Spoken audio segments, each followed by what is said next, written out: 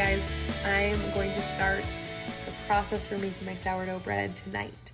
So there's actually a couple ways that you can do it. We need to build the leaven. They call it levain in French, or leaven is kind of how we say it here in the US. So we're gonna build our leaven, and you do that from the starter. And there's two ways that you can do it. So the first way is you're gonna do it the night before you're gonna build your dough. So I'm gonna put 1 tablespoon of my starter and add 200 grams of white flour and 200 grams of water, and then I'm gonna let it sit for 12 hours overnight, and then I'll work with it in the morning. The other way, I'll show you in the morning, okay? If you just wanna make it a 2-day process. This kind of makes the bread a 3-day process if you do it the night before. It does not take long. This bread doesn't take long. As far as actual mixing and things like that, it's just a long process to actually make a loaf of bread. So I'm gonna go ahead and get this started so that you can see what it looks like here. So I've got here we go. Got my bowl, and I'm going to, let's see, try to get that set up.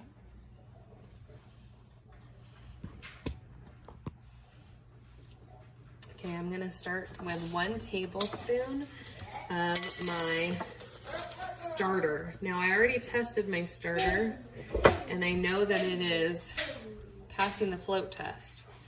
So I know that it's ready to go in there. So I'm gonna put my tablespoon of my starter. It says it was about, let's see what the unit is in grams, about 16 grams, if you wanna go by that. And then I am going to do 200 grams. Remember to always, tare your scale. I'm gonna do 200 grams of my white flour. 200 grams. If it's a little over or under, whatever, it'll be fine. And then I'm gonna add in my 200 grams of water. And that one was a little bit over. And sometimes that will happen to me when I'm making this, so I'm just gonna go ahead and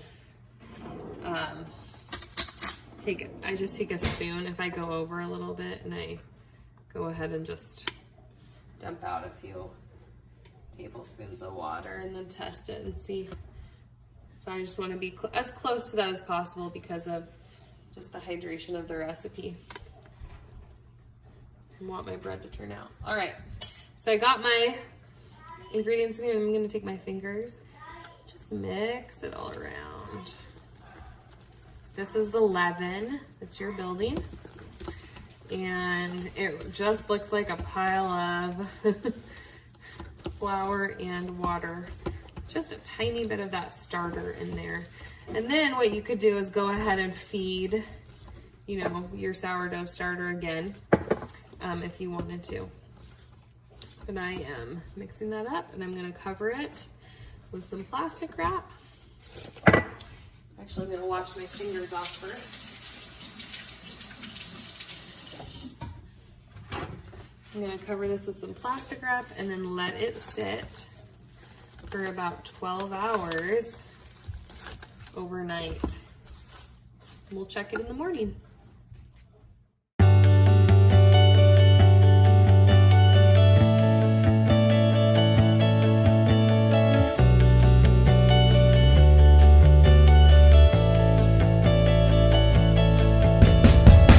Okay guys, it's the next morning. Look how bubbly that is. That's what it should look like. It's risen in my bowl. I'm gonna do the float test again. This will just double check that it is ready, ready to go. So I take a little bit of my levain and I put it in my water. It's floating in there. So I am ready to make my first loaf of bread with my homemade sourdough starter. So excited. All right, I am ready to mix my dough. So I've got my flour, my water, just a big jug of water. I'm gonna weigh all the ingredients, so make sure that you get a large bowl, put it on your scale, and use the grams. If you're not in grams, get there because you're gonna need to be in grams. Okay, I forgot. One more thing I need, my whole wheat flour. So this actual bread recipe only has about 100 grams of whole wheat flour in it. So just so you know, it's mostly white bread. The whole wheat flour just gives it that little bit of extra. Oh, I love looking at this. Little bit of extra, look at that levain. A little bit of extra nutrients, helps the yeast or the levain go a little bit. All right, I'm gonna go ahead and put in 200 grams of my levain in here. Look at how stretchy that is. Okay, now this actually makes a little bit over 200 grams. So what you can do now is you could actually refeed this and use this as a new starter if you want to. What I sometimes will do is use this to make something else with sourdough, just because I'm thinking, oh, I'd like to try this out and just kind of see how much I have. But today, I'm just gonna focus on this bread. Had a little extra in there, so I'm gonna take some of it out. All right, 200 grams. Then you're gonna put in, okay, what I do is I re-tear my scale. I'm gonna go ahead and put in 700 grams of water. This is gonna make 2 loaves of bread. And as we make this bread, something that you'll notice, you do notice this a lot with sourdough bread in general. I'm gonna just go ahead with my hands as I do this. You can tell that this levain is ready because it's floating in the water as well here. And I like to use warm water for this. The water is actually a percentage of the total amount of flour that you put into your bread. So for example, we're gonna use 1,000 grams or 1 kilogram of flour. And so to that, we have 700, we're actually gonna have 750 grams of water. You do the first 700 right now, we're gonna add 50 later. So it would be considered a 75% hydration dough because it's how much water in relation to the flour. And you can work around with that hydration if you wanted to add, 750 grams now and 50 grams later, then you'd have an 80% hydration dough.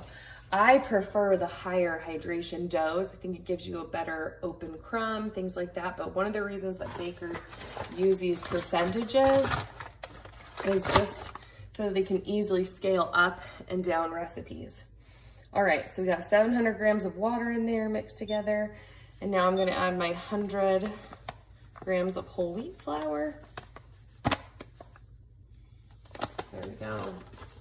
And then I'm gonna add 900 grams of this white, this is kind of a bread flour, but you can use all-purpose flour.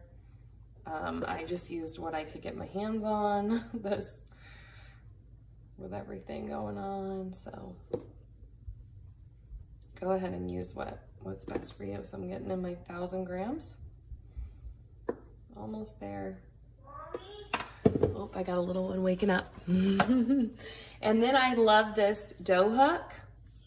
So this is a Danish dough hook, and you can definitely get your fingers right in there and start mixing. But when I do that, I get them all coated with dough. So I love this dough hook because the dough hook does it for me.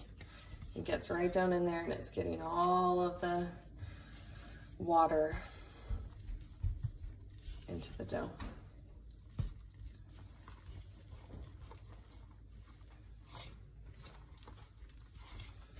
Now, another thing that some recipes call for that you can do is they call for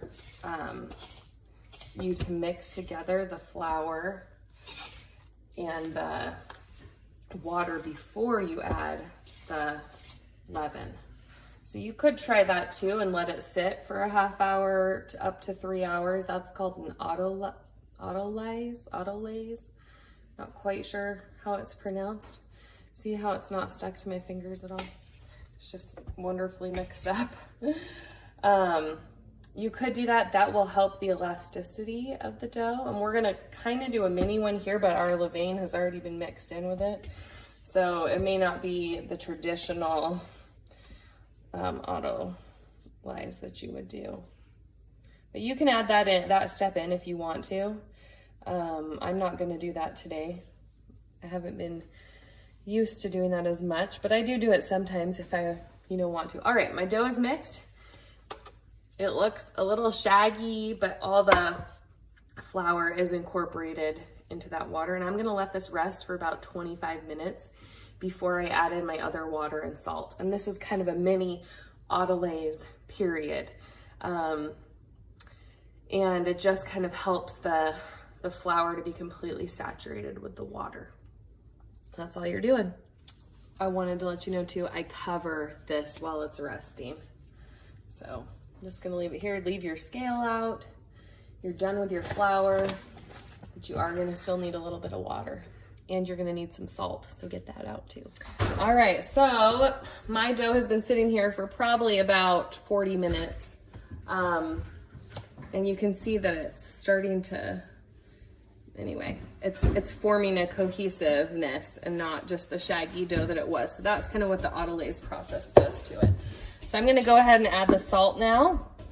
And I like to do that in a separate container because this is really heavy. And so if I put it on the scale, sometimes my scale doesn't get all the way recognized because it's such a small amount of salt compared to the dough. So I'm doing 20 grams of salt. I got a little high. Whoever gets a little high, you can just dump some out. Test it again. Take a little bit more out. All right. Okay, so then I'm gonna just add the salt on top. And then I'm going to add my last 50 grams of water.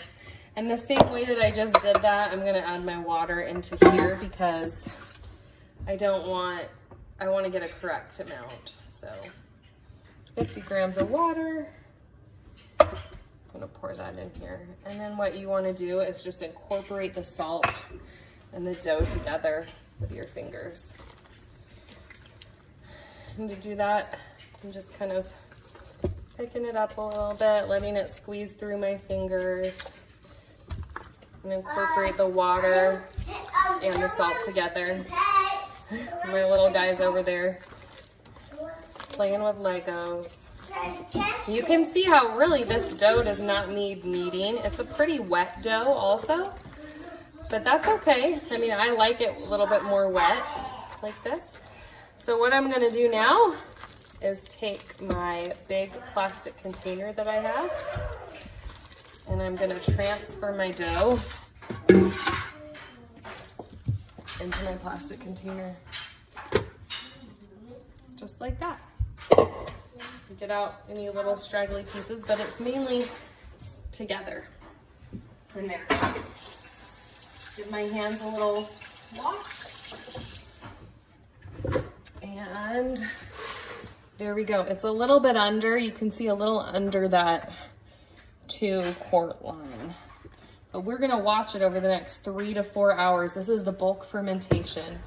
And so what I'm gonna do is I'm gonna cover this and come back in about 30 to 40 minutes.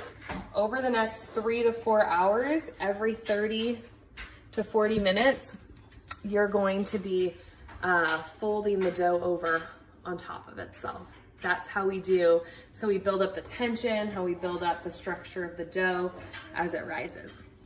Anyway, that's what's gonna be happening. I'll show you how that looks in about 30 to 40 minutes. All right, it's been about 30 minutes. You can tell things are happening with the dough. Just the way it looks is so different.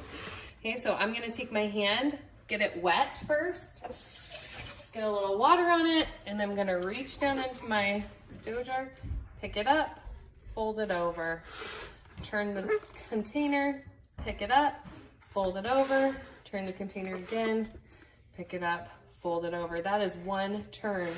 That's all you do. I'm gonna put this back on Let it sit for another about 30 minutes, 30 to 40 minutes per turn. And you're gonna probably do a total of about 6 turns. So it's gonna take you maybe, I don't know, 3 to 4 hours, depending on how long you leave between your turns. You always wanna get your fingers wet when you do that. You will get a little dough on you, but it shouldn't be very much at all. That helps so that it doesn't stick to you. And the other thing I was gonna talk about really quick is this plastic container. I love having this plastic container. You do not have to do, I like it because I can see visually like how much it's rising. You do not need one.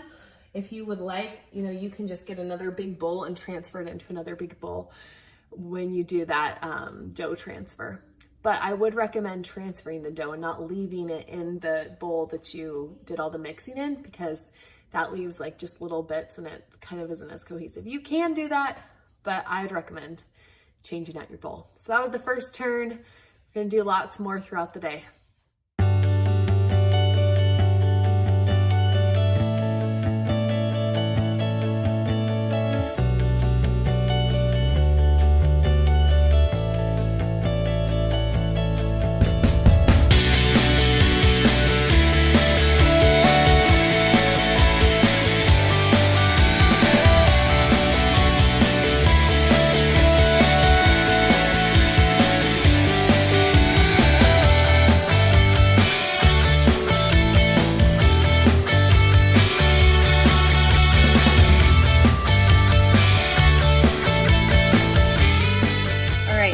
Make sure that your hand is wet. I'm going to show you this one more time. You reach in, pull up, put it over, turn your bowl, reach in, pull up, turn over, reach in, pull up, fold over. That is the fold. You do it 3 times and you're going to be doing it as this is rising. You can tell my dough is starting to rise, and I'll show you that in a little bit.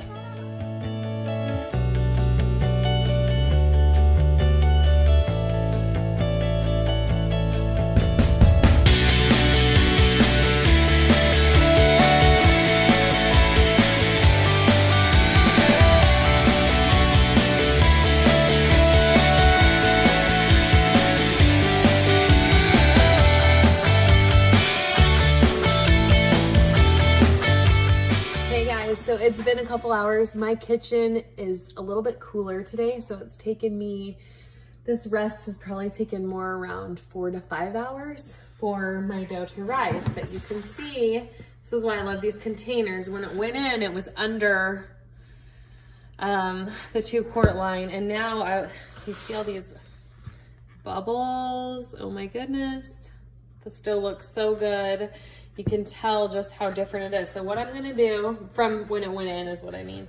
All those amazing, I love seeing the bubbles in here, and it's definitely risen, I would say almost half, but you want it to rise, I would say about 30 to 40%. So you can use if you have a dough scraper, you can use this, or you can use your fingers, either one is fine. You just wanna let this dough, I just turn mine upside down and it will kind of do the work for you. So out it comes. I made sure that my kitchen counter was cleaned. So there we go. All right, so I've got it really just falls out itself. So I've got my dough right here, and you can use, once again, you can use this plastic one. See how easily it comes off of the dough? I like to use my bench scraper, so I'm gonna use that one. And I'm cutting this into 2 because it's going to make right about two nice loaves of bread. And then what you want to do also, you notice that I didn't flour the bottom at all, and I'm looking at these and I think maybe it's a tiny bit uneven, so I'm gonna add that bread over there. Sometimes I'll eyeball it like that and just think, oh, I want that a little bit. I just take a little flour and I'm gonna put it on the top of my dough here. Okay, and then I'm gonna go ahead and flip this over just like that. Okay, so now the flour is on the bottom. So here, we'll do this one too. So the flour is now on the bottom. That part is gonna actually become the crust. And while I do this, I'm just kind of making a little ball, folding it up into a ball. just like that. Okay, I'm gonna let it rest. You're trying to build some tension, so you don't really want to move. I can tell this one is a little bigger. It's not a big deal. But anyway, you want to keep that tension and see how that beautiful it is. Keep the bubbles in. You do not want to work a lot of this. So I'm just gonna keep mine like this. This is called the bench rest now, and I'm just gonna let these rest here. I'm gonna cover them once again with my towel. And I'm gonna let these rest for about maybe 20 to 30 minutes, and then we'll come back. They will have flattened out a little bit, and we're gonna shape them and put them in the bowls to rise. Okay, so while I'm waiting for my bench rest to happen, for my dough to kind of rest for a minute, I'm gonna go ahead and get my bread bowls ready. So I use these bread bowls for my sourdough. I've linked them on the blog post about the tools that you need for sourdough. And it comes in a 2-pack, the ones that I bought. And I just really like them. You can take these off if you want to and just you get kind of that ridginess that you see sometimes on the bowls. I leave these on because I'm gonna be refrigerating my dough. And so I just like to have kind of an extra layer on there. So what I do is I've already mixed up some rice flour and some whole wheat flour. And the reason that I use rice flour, let me see, here it is. Got a baggie of it mixed up. I just do 50-50. So I do a little half rice flour, half whole wheat, like probably a cup and a cup is what I would say. And the reason that you use this flour is because the rice flour doesn't stick very well to the dough. And so it just makes it so it's really easy when you turn the dough out to bake it. It doesn't stick. So what I do is I take a kitchen towel. Okay, I thought that was clean, but I think maybe one of my kids put a dirty towel back in there. So I'm not gonna use a dirty towel for my sourdough bread. I'm gonna get a clean one from down here. So I have all these dish towels. When we lived in Japan, I bought all of these, and they're the perfect size for my sourdough bread, which makes me happy. I love those polar bears. Anyway, so for example, I'm just gonna set this here in my bowl. I kind of make it in the center, and then I liberally flour the towel. Okay, so my dough is going to be going right into there. Now you could also just use, you can see what that looks like. You could also just use plain white flour. That's totally fine. I just prefer this blend, so that's why I do that. I'm gonna do my other one now too. This one is sushi. Actually, onigiri. It's kind of fun. My dishwasher is going too and making noises. So I'm gonna go ahead and flour liberally this bowl too. So my bowls are ready to go with my bread.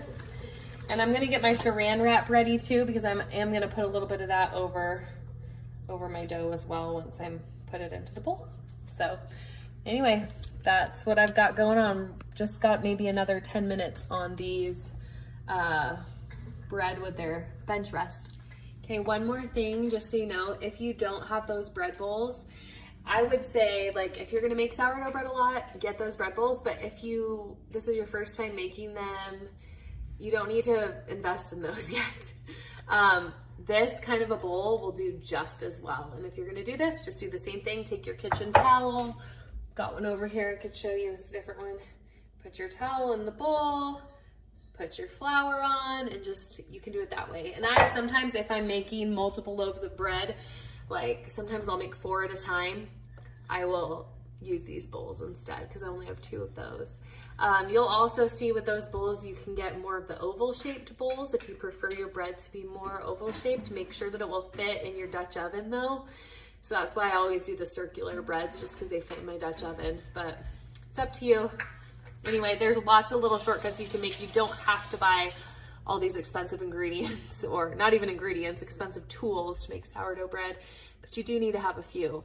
So hope that helps. All right, so my bread, it looks like it's been about 20, 30 minutes. You can see that it has really flattened out, kind of like a pancake. That's what you want to see in a bench rest, okay? So I'm gonna go ahead and shape up this bread. Now I wanna get my hands, I'm gonna get them a little bit wet. That just sometimes will help when working with a really high hydration dough. So what I do is I pull it, and then I push it in. And then I'm pulling on this side, and I'm pushing it in. I pull on this side, and you see that I'm pulling again. Push it in, and then I pull over here, and I push it in, and I've formed it into just a beautiful round circle, and then I put it straight into my bowl, just like that. I'm gonna show you one more time on this side, this one. We'll move this a little closer so you can see better. You want it to still have that tension there, and that's why you pull it. Pull, okay, pull on all my corners, pull, still created that tension, and then I just kind of push it up so it's into a ball. I'm gonna grab my other bowl right here. Sometimes I'll use my bench rest here. Not my bench rest, yeah, there we go. All right, now this one is actually a little bit bigger than this one. If you want to, you can go ahead and weigh your dough. You can do that too if you're concerned about it. Now what I'm gonna do, and I like to do this, you have an option at this point. You can cover this, you know, just like this. Let it sit in kind of a warm place for another 3 to 4 hours until it's doubled in size, and then you can go ahead and bake it. I'm not gonna do that because I think that this bread looks really good when it's been scored well. The top of it, I just like it better, and so I really like scoring it, and it's a lot easier to score when it is cold. So I'm going to use the refrigerator to my advantage. And I just put a little bit of plastic wrap on here because I don't want it to form a skin when it's in the fridge. And then I fold that over, and this is gonna go in the fridge until I'm ready to bake it. Now it can stay in the fridge for up to like 12 to 18 hours. It can even, I've done it longer than that even, and it's been fine. Sometimes the longer that it's in the fridge, that is when it can develop more of that sour flavor that you would associate with a sourdough. I don't think that this is very sour tasting at all, but I do love San Francisco sourdough bread. But this does not taste at all to me like San Francisco sourdough. It's just a wonderful white bread with a fairly mellow flavor. But the longer that you keep these in the fridge, the more flavor, you know, they could develop. Anyway, so that is where we're gonna leave it for today. And I'm gonna go ahead and refrigerate my dough. And then in the morning, I will get ready and bake them. All right, we are the morning that I'm gonna bake my bread. So it's actually, I'm making breakfast right now too, but it is day 3. Remember the night of day 1, we did the leaven. We mixed the leaven, then the next morning, that was yesterday, we did all the bread, you know, the turning, the folding, built up that gluten, and then we put it in the fridge. And now it is morning. I just woke up, making my kids breakfast, and I am going to be baking my loaves this morning. So the first thing I need to do is over here on the oven, I'm gonna set my oven to bake, and I'm gonna heat my oven to 500 degrees, and I'm gonna take my pan, my cast iron pan, and I'm gonna put that in my oven. Now my oven is, I have one of those double ovens, so my cast iron pan actually does not fit in there unless I pull out my big, the big tray, or the big,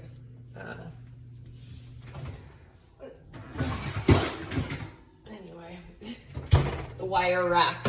Okay, so I gotta pull out my wire rack to fit in my Dutch oven. So here we go. Here's my Dutch oven. I'm gonna go ahead, I'm checking There's nothing inside. See, I use this mainly for bread baking. That's what it looks like inside. I'm gonna go ahead and stick it in my oven and get this whole Dutch oven preheated at 500 degrees for probably, I want this thing heated for about a half hour before I actually use it. So I'm gonna get that going. I'm probably gonna go for a walk and come on back and check out my Dutch oven then.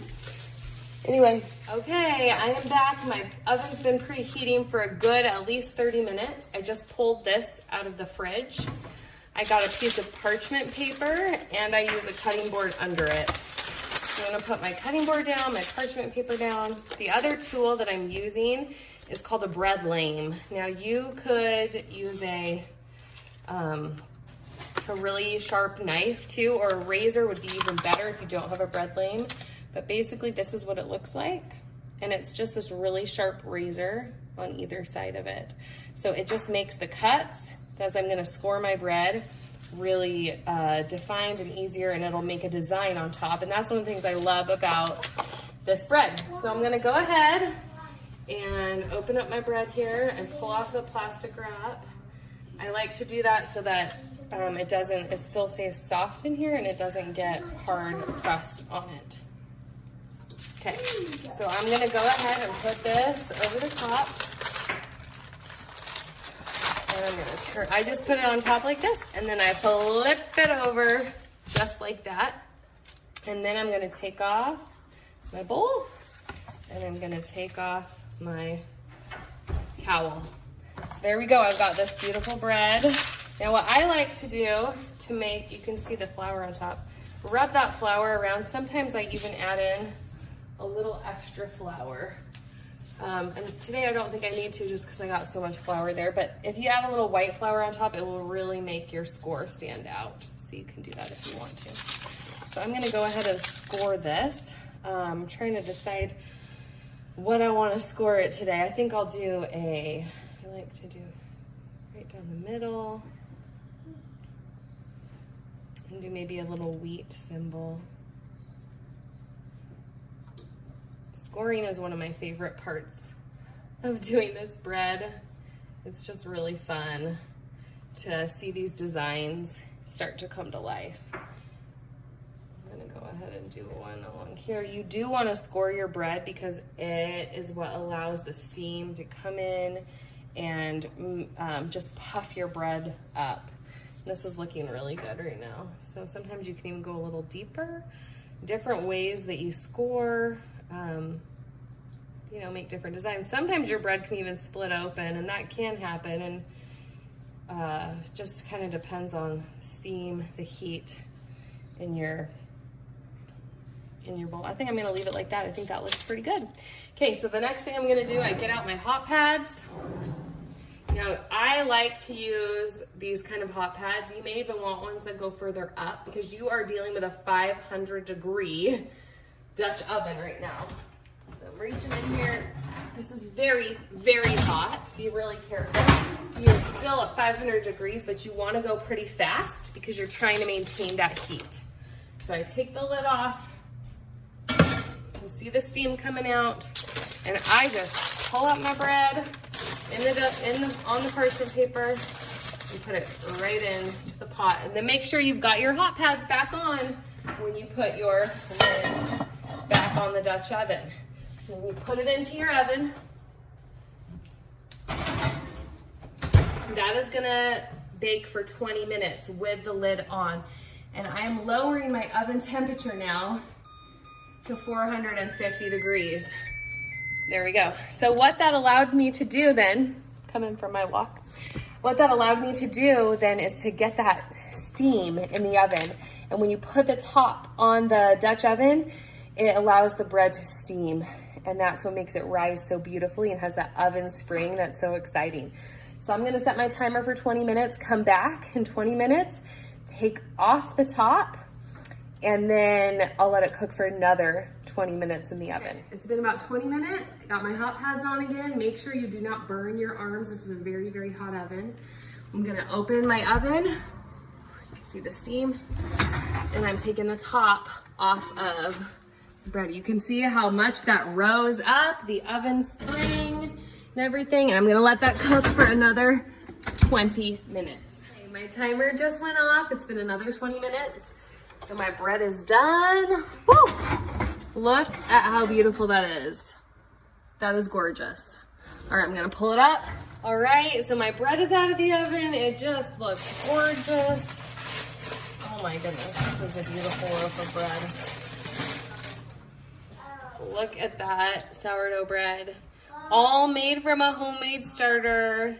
Maybe about, how long did that starter take me? 2 weeks? A little bit less than 2 weeks. So there's my first loaf. Oh, it's beautiful. I actually want to set it on a cooling rack. And since I have my oven rack out, I'm just gonna set it right there for now. So beautiful loaf of bread.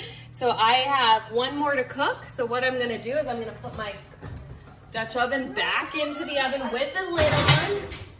And you can reuse this parchment paper, okay? So definitely I'm gonna reuse my parchment paper, and I'm gonna let my Dutch oven heat up again for probably about at least another 20 minutes. I have to change the time back to 500 degrees.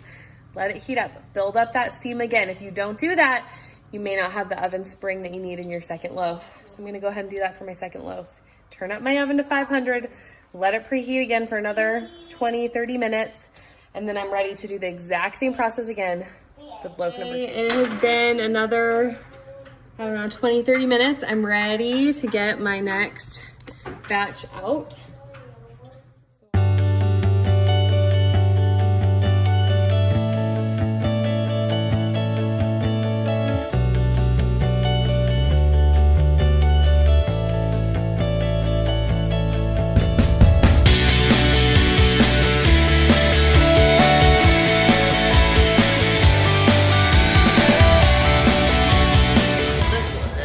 To take the lid off. Check out the oven spring. It's beautiful. Okay, I just pulled this beauty out of the oven. Oh my goodness. Looks so good. This one looks amazing too. I'm gonna cut into them in just a minute after they cool. You probably want them to cool till they can be a little warm, but if you cut into the bread and it's too warm, it can make it squish together. So beautiful loaves, so excited. All right, I'm ready to cut into my beautiful loaf of bread. It's cooled down a little bit. I'm gonna go ahead and just do it right through the middle so we can check this out. Okay, look how beautiful that crumb is. I like an edge piece, so I'm gonna go ahead and, I like to slice it this way too.